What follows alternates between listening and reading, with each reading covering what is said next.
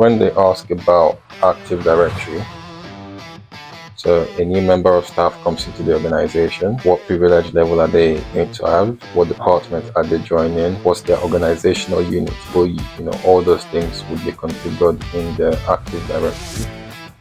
You can create your own Active Directory lab at home, right? If you can create your own Active Directory lab, it's very easy. You can use a Raspberry Pi if you wish, or you can use a virtual machine environment. You just need to.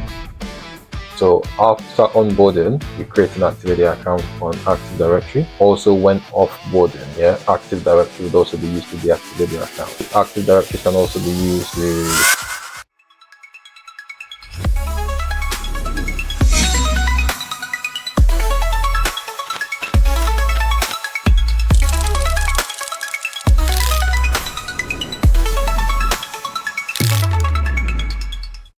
when they ask about Active Directory, so a new member of staff comes into the organization, what privilege level are they going to have, what department are they joining, what's their organizational unit, or all those things would be configured in the Active Directory. And because in Active Directory is where you can create the groups, right? You can create permission levels, you can create department, and then as the person is joining the organization, they would have given you the department or the group the person needs to join. So automatically when they join that group or domain, the moment they join that domain or that group, the permission level and the privilege level, the access level that people in that group should have are automatically transferred or conferred on that person.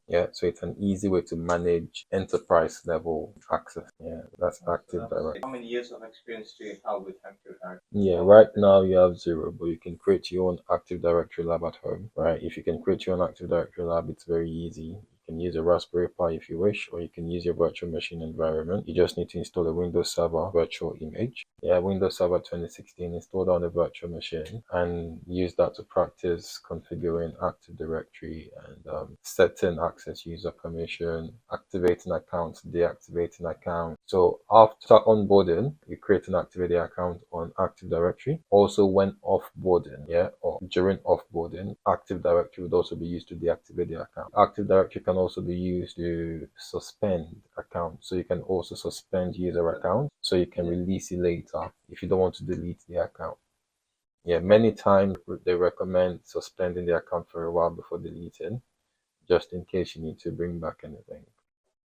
So that would be dependent on the organizational policy, of course.